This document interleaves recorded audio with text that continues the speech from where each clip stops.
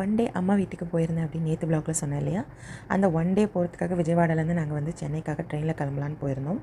Night 11 மணிக்கு வர வேண்டிய ட்ரெயின் எவ்வளோ நேரம் லேட் ஆக முடியுமோ அவ்வளோ நேரம் லேட் ஆக்கி ஏர்லி மார்னிங் 3 மணிக்கு தான் வந்துச்சு. பாப்பா வச்சுட்டு ரொம்ப தவிச்சு போயிட்டோம். அவளை வந்து ஏசி ஹாலில் வெயிட்டிங் ஹாலில் வைக்கலான்னு பார்த்தா அங்கேருந்து ரஷ்ஷுக்கு ரொம்ப தவிச்சிட்டா, கத்த ஆரம்பிச்சிட்டா. ஸோ வேறு வழியே இல்லாமல் மறுபடியும் அங்கேருந்து வெளியில் வந்து நார்மல் வெயிட்டிங் ஹாலில் உட்காந்துட்டோம். குழந்தை கொஞ்சம் நேரம் தூங்கினா, கொஞ்சம் நேரம் எழுந்து அப்படியே உட்காந்து வேடிக்கை பார்த்துட்டு இருந்தா.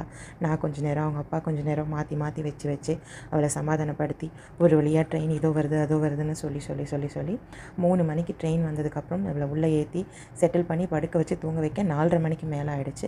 சரின்னு அவள் தூங்கின அப்புறம் பார்த்தா எனக்கு தூக்கம் பிடிக்கவே இல்லை. அப்படியே கொஞ்சம் நேரம் வேடிக்கை பார்த்துட்டே வந்தேன். நல்லா விடிஞ்சிருச்சு. இந்த சீனரியெல்லாம் பார்த்து ரொம்ப நாள் ஆச்சு. இதுதான் சூரியனாங்கிற மாதிரி இருந்தது. எப்படா இறங்குவோம் அப்படின்னு சொல்லி அப்படியே வெயிட் பண்ணி காலையில் 9:30 மணிக்கு தான் இறங்கணும்.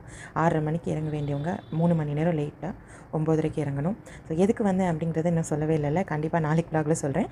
இவ்வளோ பொறுத்துட்டீங்க. கண்டிப்பாக நாளைக்கு வரைக்கும் வெயிட் பண்ணுங்கள். நம்ம சேனலை வந்து ஃபாலோ பண்ணிக்கோங்க. அதே மாதிரி இது வரைக்கும் சப்ஸ்கிரைப் பண்ணலாம், மறக்காமல் சப்ஸ்கிரைபும் பண்ணிக்கோங்க. தேங்க்ஸ் ஃபார் வாட்சிங்.